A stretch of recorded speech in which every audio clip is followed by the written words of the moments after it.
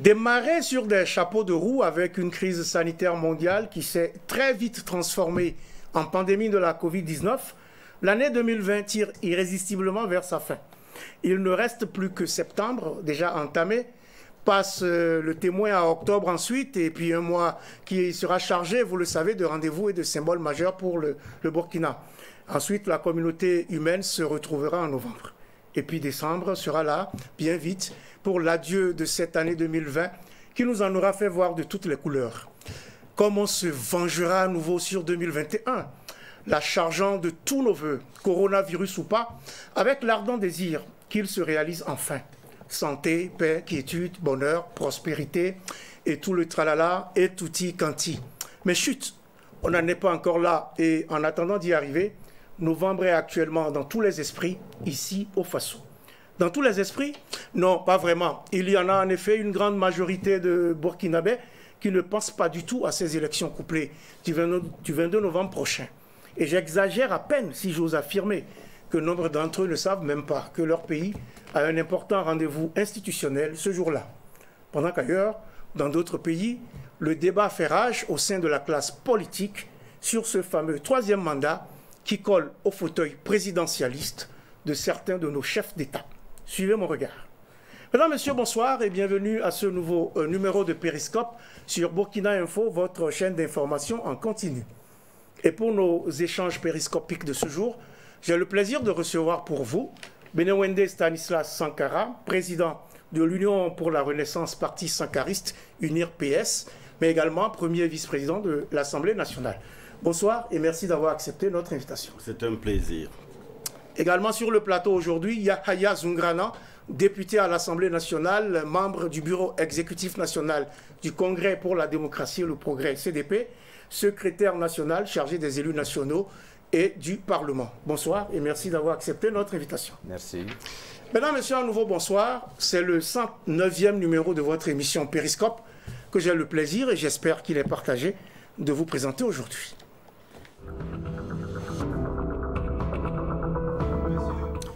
Investiture par-ci, pré-campagne déguisée ou non par-là, voire même campagne électorale avant la lettre, la classe politique burkinabé est en ébullition à quelques 80 jours des prochaines échéances électorales.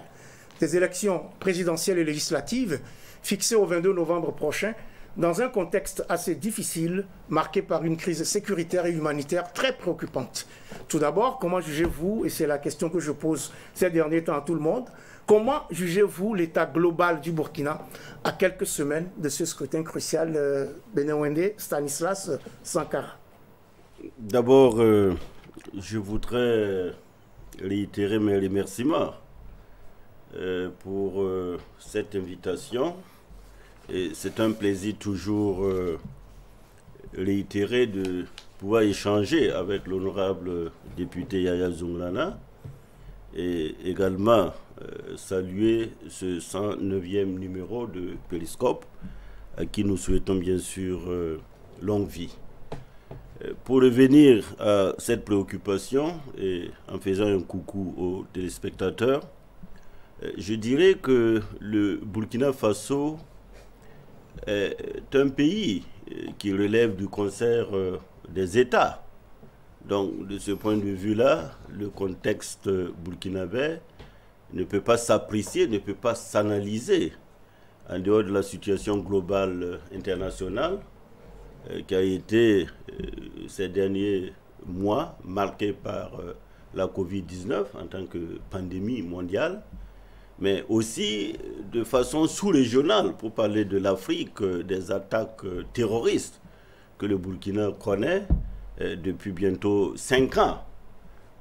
Donc, d'une manière générale, si nous analysons l'état de notre pays au regard de ces paramètres, on peut dire, on peut affirmer que le Burkina Faso reste un pays debout, un pays qui avance, un pays qui, bien sûr, a connu des séismes par rapport à sa croissance, mais vous aurez remarqué que même les observateurs internationaux reconnaissent que le pouvoir de M.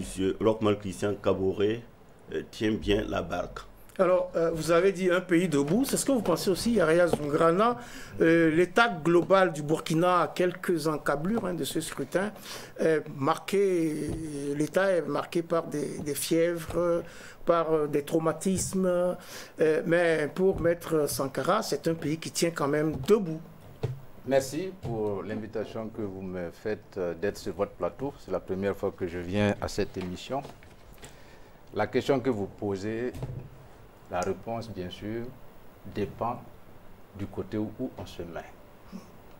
Moi, je me mets résolument du côté du peuple burkinabé. Et vous voyez le verre à moitié vide? Pour constater que notre pays est dans une situation exceptionnelle qu'on n'a jamais connue. De crise sanitaire, c'est vrai. Cette crise sanitaire est venue se superposer à la crise sécuritaire que nous n'avions jamais connue. Et le pays, donc, ne se porte pas bien.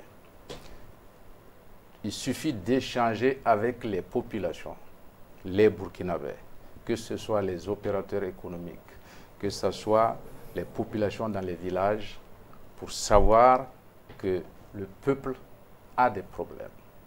Malgré tout, nous avançons vers les élections de novembre 2020, dont nous aurons l'occasion de parler. Sinon, je pense que on ne peut pas tirer un satisfecit de la situation actuelle. Ce serait ignorer ces difficultés vraiment dont font qu'à beaucoup de membres de notre population. On ne peut pas tirer de satisfecit, mais tout de même, il y a des choses qui marchent, si on en croit donc Maître Sankara. De toute façon, on est en route vers des élections. Ce sont des élections couplées, législatives et présidentielles, dans une situation, on le reconnaît, particulièrement difficile, une situation qui a amené l'Assemblée nationale, dont vous êtes tous les deux, à adopter le 25 août dernier la modification du code électoral avec comme point d'orgue l'évocation de la force majeure, étant entendu que plusieurs Burkinabés seront quasiment donc exclus de cette importante consultation nationale puisque les opérations de vote ne pourront pas se dérouler dans leur localité. Alors comment vivez-vous cela en tant que député, Maître Sankara? D'abord, vous l'avez si bien dit, les députés ont légiféré. Dès lors que c'est une loi qui, si elle est promulguée, doit s'appliquer de façon intégrale, eh bien les députés, en tant qu'acteurs politiques, vont se conformer à la loi, surtout que c'est eux qui l'ont votée. Mais je précise que cette loi a une origine, a une explication qui est qu'elle est sous-tendue par une volonté politique de notre classe politique, aussi bien de l'opposition que de la majorité.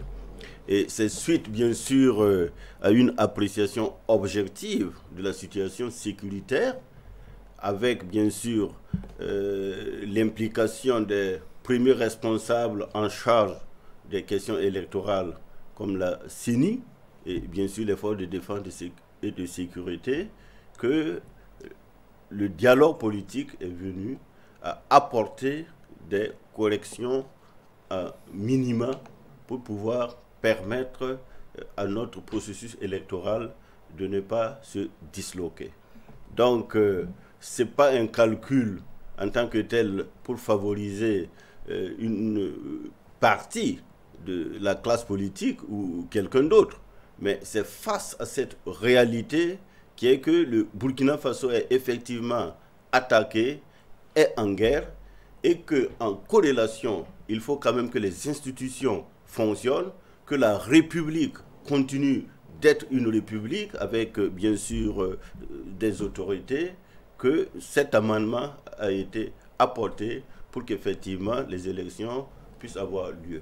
Donc, oui, mais en tant que député, est-ce que le fait que beaucoup de Burkinabés n'aient pas donc de ce fait-là la possibilité de voter vous choque d'une façon ou d'une autre? En réalité, si vous lisez très bien la loi, aucun Burkinabé n'est écarté. Pas du tout. Mais le mécanisme électoral par rapport à certaines zones permet d'intégrer une donne qui n'a jamais existé dans notre pays, qui est le cas de force majeure. C'est ce qui a été pris en compte dans cette loi-là, parce que de par le passé, le Burkina Faso ne connaissait pas aussi des attaques terroristes. Maintenant qu'il y a des zones qui sont effectivement attaquées, qui sont en proie au quotidien à des attaques terroristes, il faut beaucoup plus préserver la vie, l'intégrité physique de nos citoyens et aller aux élections avec cette donne-là. Alors il faut donc aller aux élections en préservant la vie des citoyens et donc on ne pourra pas organiser le scrutin dans certaines localités. La CENI, la Commission électorale nationale indépendante, avait identifié 22 communes dans lesquelles évidemment le scrutin ne pourra pas se dérouler. Oui, le vote de cette loi est même la traduction que le pays ne se porte pas bien, contrairement à ce que mon collègue Benouende disait tout à l'heure. On n'a jamais eu besoin d'adopter une telle loi pour faire face à cette situation qui est vraiment inédite. Le Burkina a toujours organisé des élections de façon continue jusqu'en 2015 avec la totalité de la superficie du pays. Aujourd'hui, nous sommes obligés d'adopter une loi pour tenir compte d'un cas de force majeure et c'est la preuve qu'effectivement le pays a des problèmes. Mais cela veut aussi dire qu'il fallait quand même adopter cette loi pour avancer. Malgré tout, il faut qu'effectivement les institutions fonctionnent et personnellement, j'ai participé à tout le processus d'examen du projet de loi, même dans les commissions où je n'étais pas membre, j'y suis allé parce que j'avais l'opportunité d'écouter le gouvernement, d'écouter la majorité et l'opposition en même temps, afin de me faire une certaine opinion de ce qui était proposé. Effectivement, la source de ce projet de loi, c'est le dialogue politique. Les partis politiques vont compétir, espèrent compétir le 22 novembre et il fallait que, effectivement, ce dialogue politique vienne vers l'Assemblée avec une modification du code électoral à minima pour permettre qu'il y ait quand même des élections. Parce que s'il n'y a pas d'élection, nous allons vers une situation imprévisible. Et je pense que l'Assemblée nationale, en tant qu'institution, a pris ses responsabilités en adoptant, j'allais dire très majoritairement, ce projet de loi. Le jour de l'adoption du projet de loi, j'ai quand même insisté dans mon intervention pour que le gouvernement, l'exécutif aussi, prennent conscience de ses responsabilités. On va revenir au jour de l'adoption, puisque effectivement, il y a toujours beaucoup d'inquiétudes autour de l'adoption de ce code électoral, mais cette loi a été adoptée à une large majorité, 107 voix, seulement 9 contre et 4 abstentions. Retour sur cet instant de grand questionnement dans ce reportage signé Abel Yerbanga de la rédaction de Burkina Info. Alors que majorité présidentielle et opposition politique s'étaient accordées sur les modifications apportées au code électoral, débats et interrogations n'ont pas manqué ce 25 août à l'Assemblée nationale lors de l'adoption du projet. Certains députés ont ainsi exprimé leur vive inquiétude au sujet du texte, se refusant même de l'adopter. Ce texte prend-il suffisamment en compte les réalités du terrain électoral? De même que la situation actuelle du pays, marquée par une grave crise sécuritaire qui a occasionné de nombreux déplacés internes, se sont demandé certains d'entre eux. La classe politique. Qui constitue la classe politique? Les présidents de parti. J'ai beaucoup de respect pour les présidents de parti. Et je voudrais vous dire une chose. Il y a beaucoup de présidents de parti qui ne peuvent pas se faire élire conseiller dans ce pays-là. Mais c'est eux qui vont aller décider. Et c'est leur consensus que nous devons suivre. En quoi cette classe politique sera responsable de ce qu'on va venir. Pour terminer, j'aime les images parce que je suis enseignant.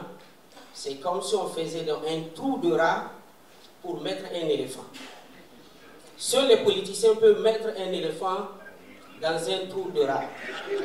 Mais moi, je vote en toute âme et conscience, je ne voterai pas cette loi. Je vous remercie.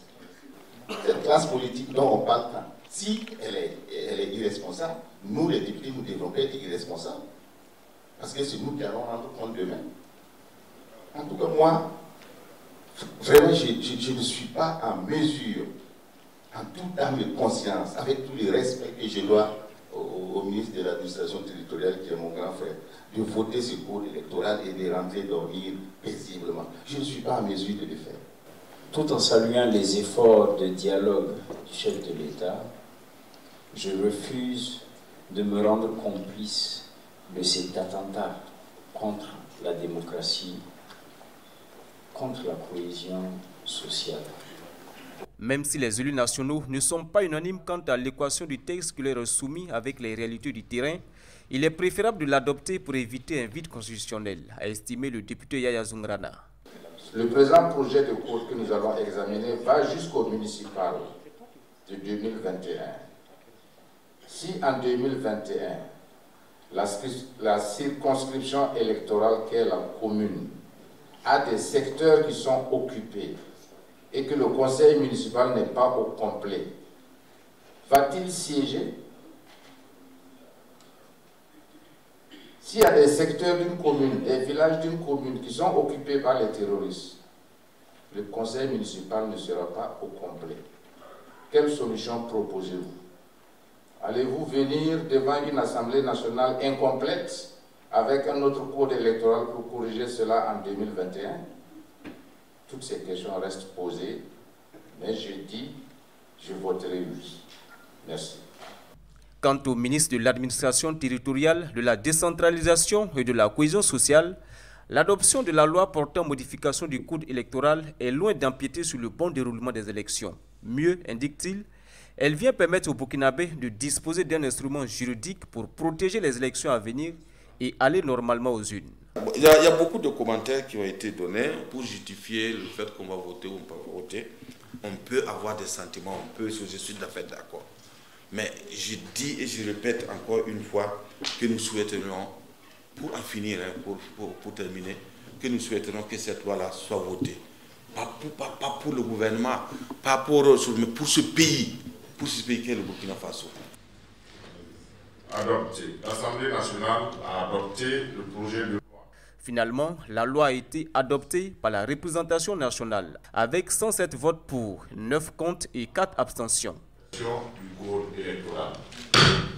La modification n'est pas très compliquée, c'est les articles qui sont liés d'abord au démembrement de la Commission électorale nationale indépendante au niveau de l'extérieur, qui deviennent des commissions électorales nationales ambassades et consulats. Ça, on a ramené cela parce que ça existait déjà dans le code.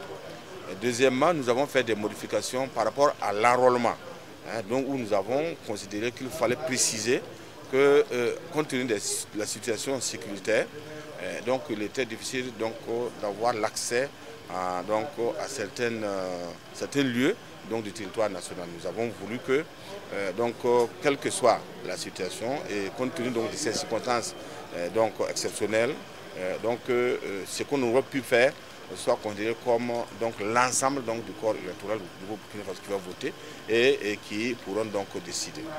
Pour le ministre chargé de l'administration territoriale, le code électoral qui vient ainsi d'être adopté est le produit du consensus entre la majorité présidentielle et l'opposition politique à travers les conclusions du dialogue politique national.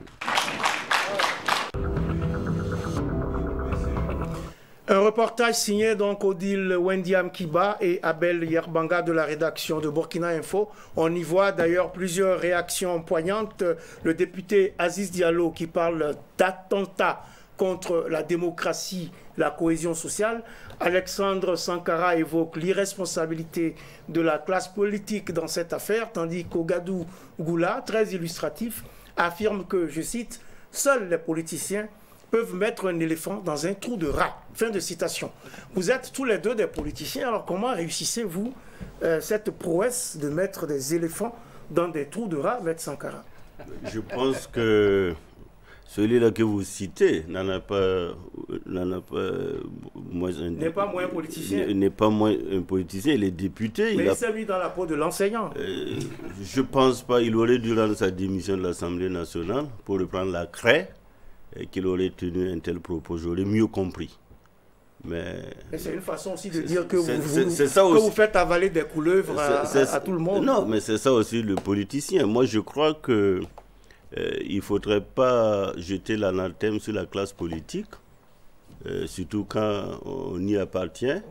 Il faut plutôt analyser, apprécier les décisions qui ont été prises au niveau du gouvernement d'abord et qui sont parties à l'Assemblée nationale et qui ont eu l'onction, j'allais dire, de la plus grande majorité des députés. Je crois que depuis la classe politique, l'opposition, majorité, jusqu'à ce que la loi soit votée, eh bien, il n'y a pas eu de l'irresponsabilité. Bien au contraire.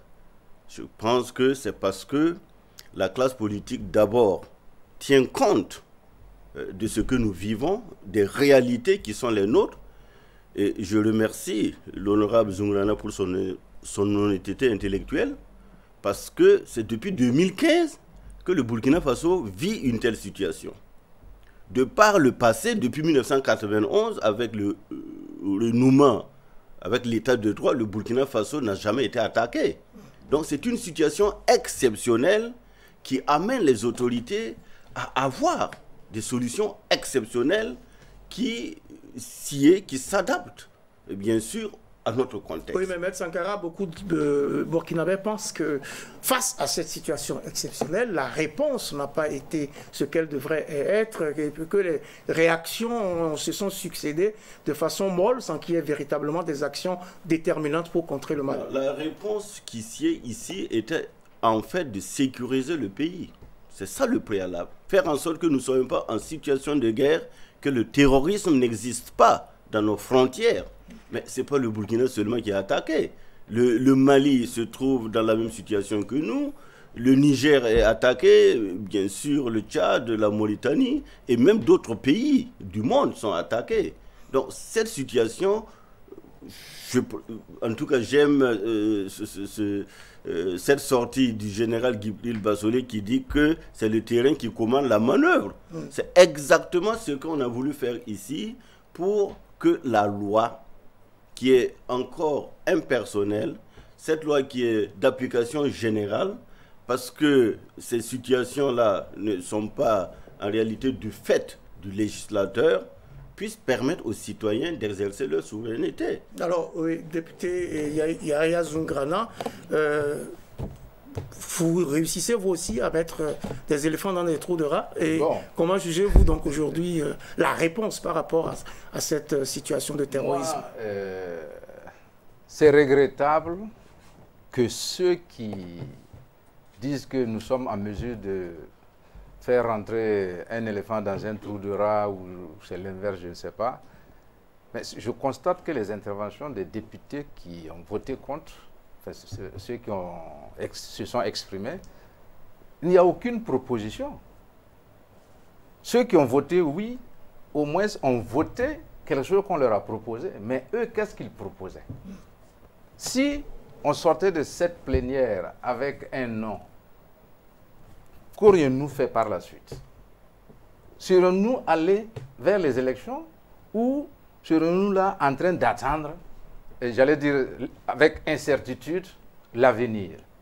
Je pense que c'était d'une grande responsabilité pour les députés qui ont voté oui d'assurer une forme de continuité de l'État par rapport à la situation actuelle. Ce n'est pas la meilleure situation qu'on aurait souhaité pour le Burkina, mais dans tous les cas, il faut que le Burkina reste debout et que nous puissions traverser cette période des élections et que probablement une nouvelle gouvernance puisse arriver à la tête du pays. C'est ce que moi, personnellement, je souhaite. C'est ce que vous souhaitez, mais on va rester sur cette loi puisque, député Yahya Zoungrana, vous avez énoncé certaines préoccupations lors du vote de cette loi modificative du Code électoral, des préoccupations relatives notamment aux élections municipales. Je résume, hein, si le conseil municipal n'est pas au complet, parce que les élections n'ont pas pu se dérouler dans les secteurs éventuellement occupés par une force majeure, hein, entre guillemets. Alors, est-ce que ce conseil municipal va siéger? Alors, avez-vous obtenu des réponses à vos interrogations? Effectivement, mon idée, c'était que la loi, elle peut être opérationnalisée en l'état, tel que depuis la date du 25 août, en l'état donc, pour la présidentielle et pour les législatives. En 2021, si la loi reste telle qu'elle, ça serait très difficile pour les municipales. Pourquoi? Parce que la circonscription électorale sera la commune. Alors, une commune donnée qui a peut-être 50 villages et secteurs, 50 conseillers, je veux dire, ici de villages et secteurs, si le terrorisme occupe une partie de cette commune et qu'on ne peut pas faire d'élections dans certains villages ou secteurs, le conseil municipal ne sera pas au complet.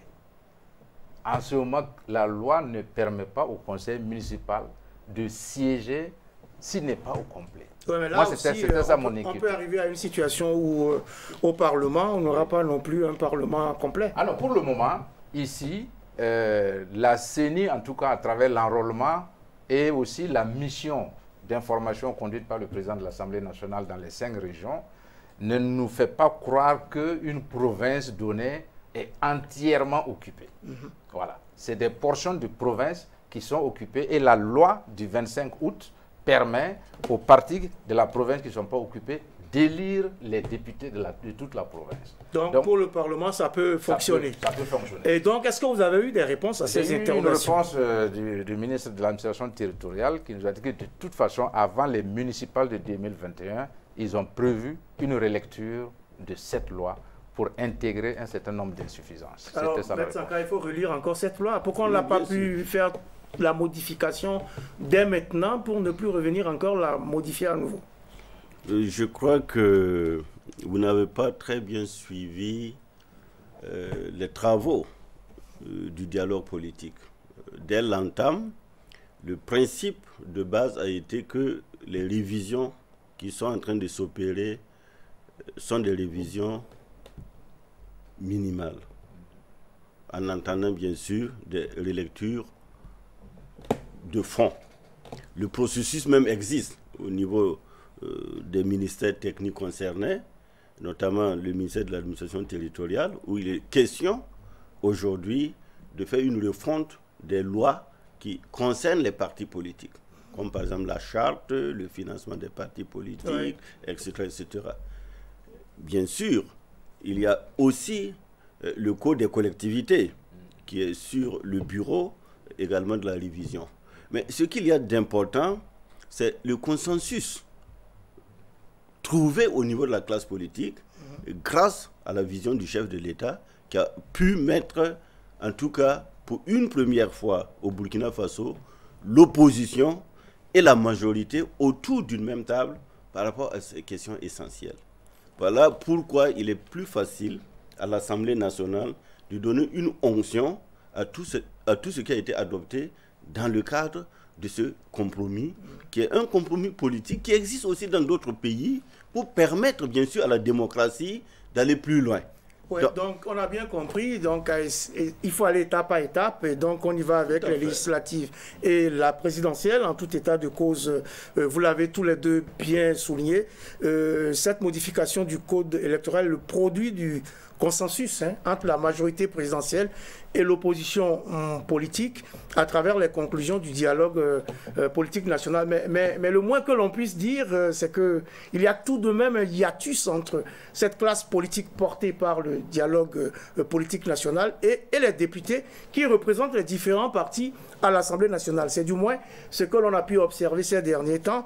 Est-ce un divorce entre les élus et les staffs de leur parti politique, Yahya Zoungrana? Non, absolument pas.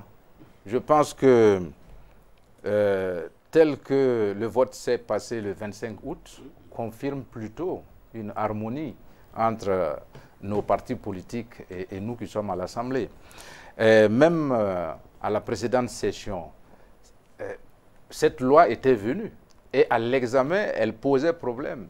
S'il n'y avait pas eu, j'allais dire, cette harmonie entre les députés et les partis politiques, peut-être que le gouvernement n'aurait pas retiré et le projet de loi aurait été rejeté en plénière. C'est parce qu'il y a eu ces courroies de transmission entre partis politiques et députés qu'on est arrivé à ce résultat. Ce dont vous parlez, c'est plutôt les résultats de l'enquête conduite. Qui ont donné lieu à un rapport. Voilà, qui ont donné lieu à un rapport. Proposé un report pour nous, des députés, élections législatives. Pour nous, députés, ce rapport-là reste d'actualité. Et il est sur le bureau du président du FASO. Et nous attendons encore une réponse.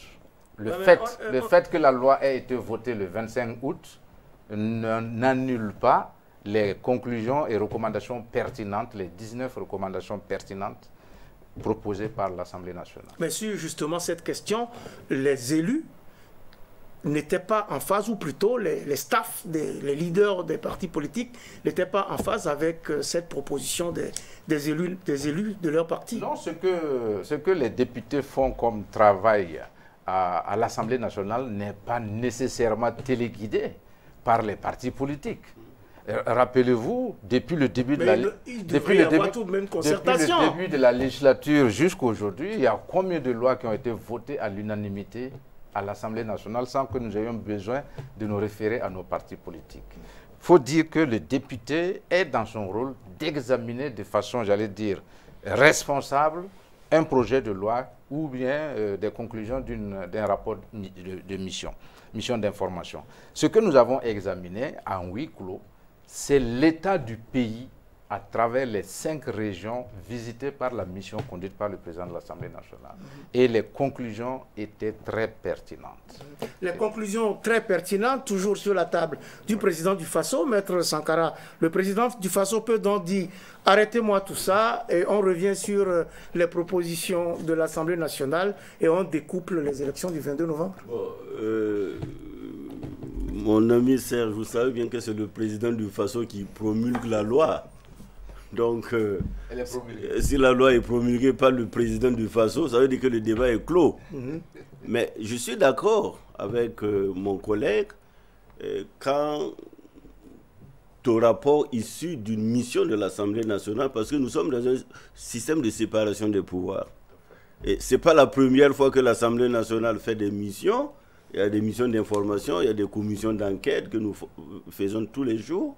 Et la procédure réglementaire voudrait que l'on transmette au gouvernement les recommandations de l'Assemblée nationale. Je crois que ce qui a manqué, et cela a créé la polémique dans l'opinion, c'était la communication nécessaire pour que le citoyen comprenne la démarche de l'Assemblée nationale. Je crois que c'est ça qui a manqué. Et malheureusement, ça a été un couac qui a été rattrapé. Et comme il a expliqué tout à l'heure, vous savez, dans nos systèmes partisans, le député, même s'il a un mandat national, il a sa liberté, il relève toujours d'un parti politique. Dans notre Assemblée nationale, même tous ceux-là qui aujourd'hui pas d'irresponsabilité là, eh bien, ils sont élus sous la bannière de partis politiques qui ne sont pas en tout cas irresponsables comme eux. Voilà, ça aussi il faut le dire. Parce que moi je suis chef de parti, je sais ce qui se passe. Oui. Mais dès lors qu'il y a une situation nationale d'une extrême gravité qui interpelle toute la classe politique, tous les citoyens, parce que le terrorisme n'est pas une affaire de la majorité ou de l'opposition. Donc en ce moment-là, on s'assoit et on regarde qu'est-ce qui peut arranger les Burkinabés. Qu'est-ce qui peut arranger les Burkinabés? Et visiblement pour le Parlement, ce qui peut arranger les Burkinabés, c'est d'aller à ces élections couplées, c'est d'y aller en prenant les précautions nécessaires.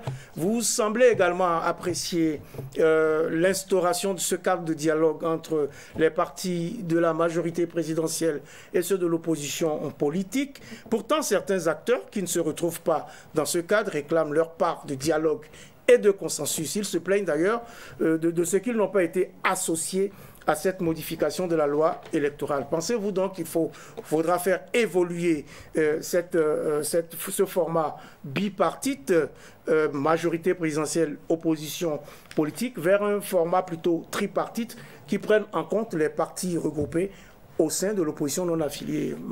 Yaraya Zongran. Oui, je pense que ce regroupement de cette catégorie de partis politiques qui ne sont ni à la majorité ni à l'opposition, ce regroupement gagnerait déjà à mener le combat pour la modification de la loi qui instaure le CEFOP. Je pense que c'est un combat noble pour eux et nous, en commission d'examen de ce projet de loi, on a constaté qu'eux-mêmes ne se sont pas adressés à la commission en tant qu'ONA, puisqu'ils savent bien que... Ils se sont adressés à la commission en tant que chef de parti et individuellement.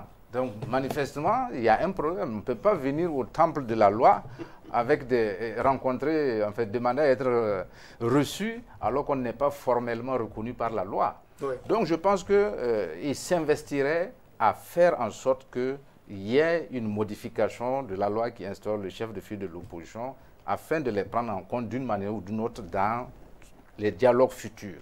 En attendant, le pays est dans une situation difficile, il faut qu'on avance, mais on ne pouvait pas s'arrêter et régler ce problème avant de...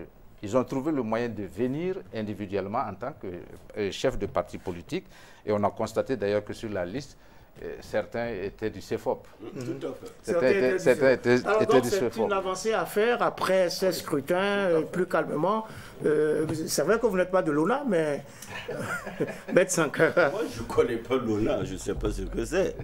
Pas du tout. C'est l'opposition des non-affiliés. Ça n'existe pas. Oui, mais il y a des non-alignés partout, Maître Sankara. Oui, ça, c'est peut-être des regroupements de fait, ça existe dans toutes les organisations. Mais permettez-moi de rappeler, pour renforcer ce que dit l'honorable Yahya Zounglana, que le statut de chef de file de l'opposition politique, remontant à 2009, cette loi a été relue pour justement corriger cette incohérence, sinon, permettez-moi l'expression, mais j'allais dire c'est une absurdité juridique de vouloir tout de suite et maintenant aller contre même l'ordonnancement juridique en vigueur au Burkina Faso avec la charte des partis, la déclaration donc que nous avons en tant que pays eu à souscrit à Bamako et qui a permis de donner un statut que toute l'opposition a revendiqué depuis 1991 et ne l'a obtenu qu'en 2009. En 2009, oui. Si on regarde un peu dans le rétroviseur, on sait d'où nous venons.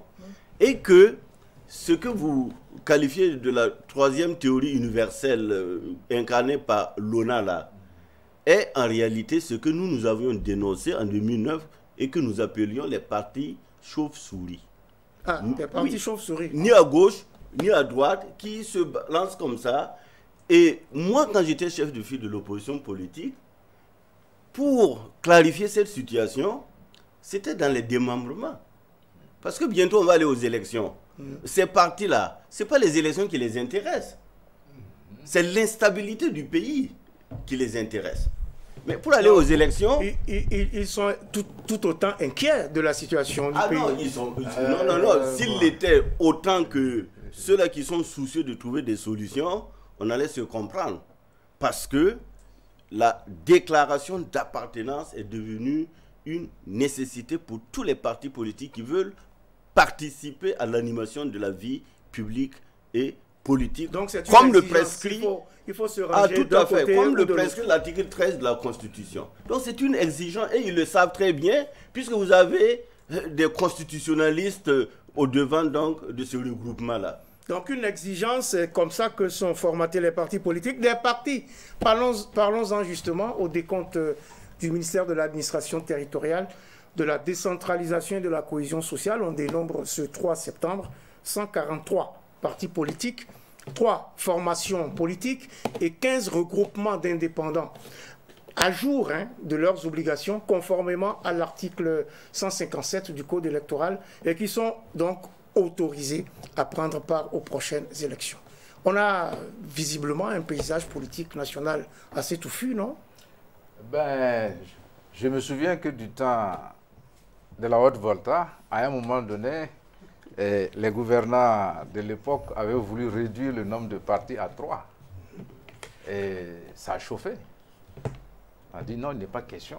Moi, je pense que c'est signe d'un dynamisme de la démocratie. Je pense qu'il faut laisser les gens s'organiser librement.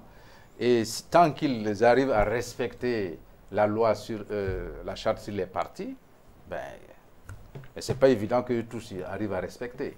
C'est pas évident. C'est pas évident. Mais ça fait beaucoup de partis pour un pays comme le Burkina, Maître Sankara. Je ne dirais pas beaucoup, ça fait pagaille. Ça fait pagaille. À la limite même, c'est merdique.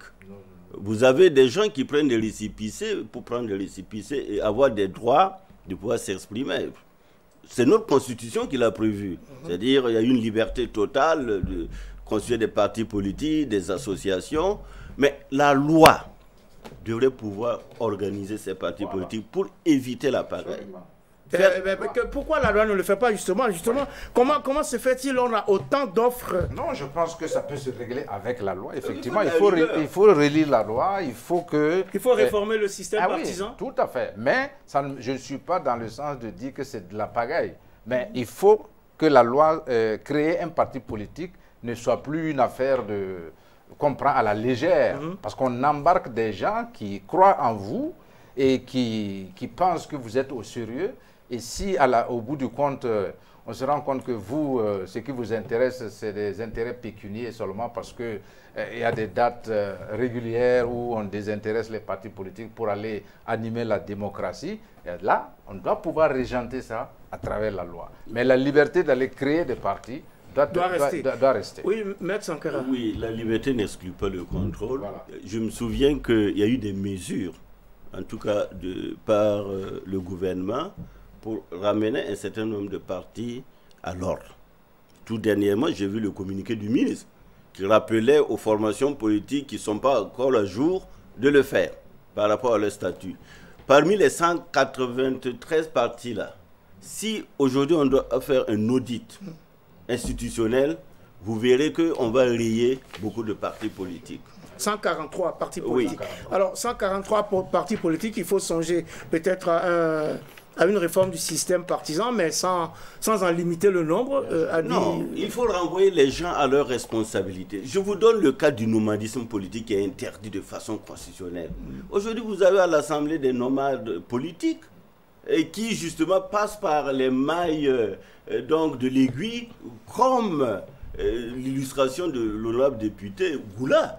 Lui-même, il oublie d'où il vient. Vous voyez, ça j'appelle la pagaille. Parce qu'il n'y a plus de discipline dans les partis politiques. Mais la responsabilité revient au législateur de réglementer cette... Parce que la loi est faite, comme le dirait quelqu'un, pour être contournée.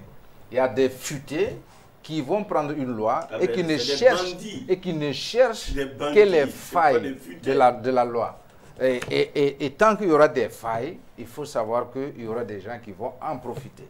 Donc, c'est de temps en temps faire le point de la loi, par exemple la loi sur les partis politiques, qui va être bientôt relue probablement à la prochaine législature, et voir ce problème de nomadisme politique-là, qu'est-ce qui peut être fait pour que effectivement elle soit annulée.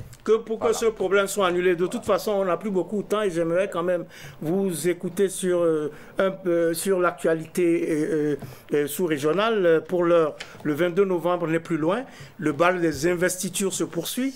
Les partis et les formations politiques ainsi que les regroupements, vous avez déjà tous la tête dans la campagne. Vous avez aussi les pieds dans cette campagne. Et pour ce qui concerne la présidentielle, eh bien, on attend de voir ce que donnera le kit ou double. Mais le calendrier des élections présidentielles est plutôt chargé aussi en cette fin d'année sur le continent africain. C'est la Guinée qui ouvre le bal le 18 octobre prochain, suivi de la Côte d'Ivoire le 31 octobre, puis du Burkina Faso le 22 novembre prochain.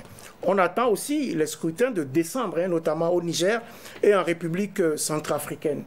Agenda très lourd donc avec l'engagement des présidents sortants de la Guinée et de la Côte d'Ivoire de briguer un troisième mandat à la tête de leur pays. Alpha Condé est en effet sorti du bois ce 2 septembre, confirmant ce qu'on susurrait depuis et cette annonce faite la veille par son parti, le Rassemblement du peuple de Guinée. Alors rapidement, tous les deux, comment appréciez-vous cette entorse perpétuelle à la limitation des mandats en Afrique, Maître Sankara? D'abord, vous savez que pour la plupart des pays africains, notamment qui ont été colonisés par la France, ont plus ou moins une tradition de copinage. Ce qui fait que tout ce que vous citez, quand on regarde, c'est le giron encore du précaré français, qui d'ailleurs, appelons-nous, avec le discours de la Baule, avait plus ou moins imposé des démocraties taillées sur mesure. Et il se trouve qu'aujourd'hui, cela est pratiquement en contradiction et en déphasage avec les aspirations, notamment de notre jeunesse. Et vous constatez que ces tentatives donc de rester de façon éternelle à la tête des États, ça ne marche plus. Et les différentes constitutions avaient été d'ailleurs modifiées pour tenir compte de la limitation des mandats. Le Burkina Faso était un exemple, c'est un cas d'école, parce que les modifications qui ne tiennent pas compte des aspirations légitimes des populations, c'est toujours un échec. Donc, que ce soit en Côte d'Ivoire, que ce soit le Mali, où nous avons vu malheureusement ce qui s'est passé par une situation sociopolitique assez compliquée. Tout à fait, une intervention militaire, eh bien, il faut effectivement pour ces pays où les chefs d'État annoncent leur 3e mandat, avec aussi leur propre âge, que cela ne pose véritablement un problème aux populations qui ne pourraient pas peut-être l'entendre de cette oreille. Et je souhaite bien sûr que la démocratie triomphe, que ce soit en Guinée, en Côte d'Ivoire ou partout ailleurs, que ce soit l'expression de cette souveraineté, mais j'ai peur que dans le tripatouillage ou dans le passage en force, on ne puisse en tout cas se heurter au refus catégorique d'une grande partie de la population qui ne voudrait plus entendre se gouverner comme de par le passé. Alors, député Yahya Zoungrana, la limitation des mandats présidentiels est-elle finalement gravée dans le marbre en Afrique? Bon, c'est un sujet récurrent et que chaque pays tente de traiter individuellement à son niveau, et on constate que les problèmes ne font que s'accumuler. Moi, je pense que c'est l'occasion pour des structures comme la CEDEAO de donner un canevas à l'ensemble des pays membres, ne serait-ce qu'au niveau de la CEDEAO, et peut-être si ça produit de bons résultats, ça peut faire tâche d'huile. Il y a un protocole dans ce sens. Alors, il faut, non, il y a jusqu'à aujourd'hui, concernant le 3e mandat, rien n'est clair. Si vous prenez le cas de la Côte d'Ivoire, Alassane Ouattara postule parce que pour lui, c'est son premier mandat de après la 3e République. Et ainsi de suite. C'est pareil pour Alpha Condé en Guinée. Oui, on ne va jamais s'en sortir. Donc ce sont les révisions de constitution qu'il faut condamner. Ce n'est pas qu'on condamne. Une révision n'est pas a priori condamnable. On peut avoir besoin de réviser une Mais ce sont les révisions opportunistes. Les révisions opportunistes, ça c'est vrai.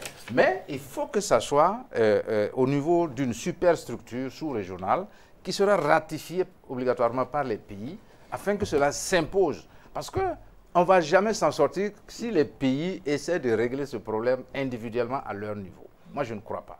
On aura toujours des plus malins que d'autres pour modifier et dire que non, c'est la première fois que par rapport à la nouvelle constitution, donc je peux postuler. Mais d'une manière générale, c'est une vague qui vient de nos populations.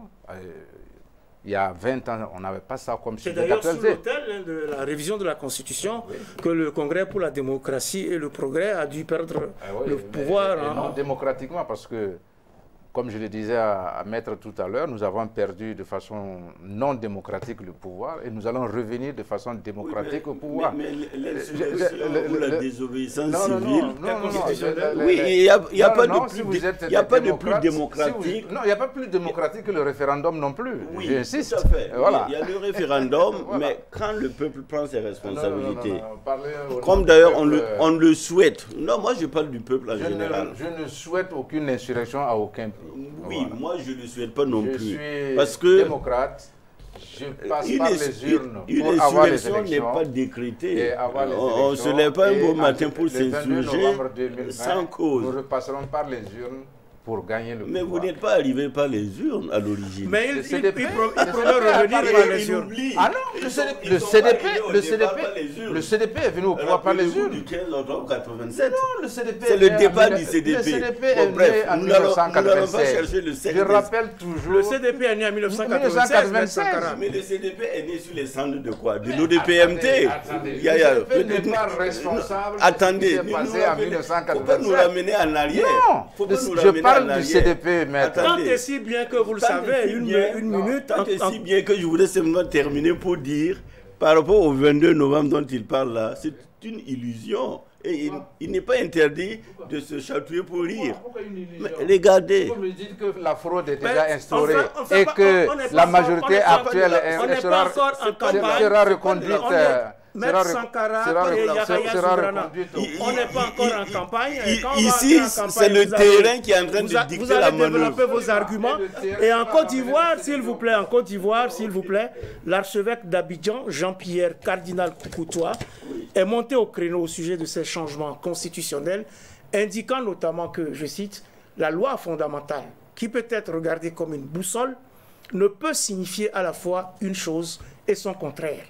Et de se demander à quoi servirait une boussole qui indique un jour le nord et un autre jour le sud, selon les lunettes que l'on porte. Fin de citation. Donc, au-delà de son pays, où ses propos s'adressent en priorité au président Alassane Ouattara, dont il juge la candidature pas nécessaire, le prélat ivoirien ne parle-t-il pas là aussi pour tous nos pays où le charcutage de la loi fondamentale est devenu, Yahya Zoungrana, le sport favori? Non, je pense que pour ce qui concerne le cas de la Côte d'Ivoire, ce n'est pas que je trouverais des circonstances atténuantes au président Alassane Ouattara, mais il y a quand même le cas de force majeure. C'est dommage. On peut invoquer la force majeure partout. C'est dommage ce qui est arrivé. Dans des circonstances différentes. Il aurait pu, effectivement, me mettant à sa place, je me dis que ce n'est pas le premier venu que j'aurais pris pour dire, bon, je prends celui-là pour remplacer l'autre qui est décédé.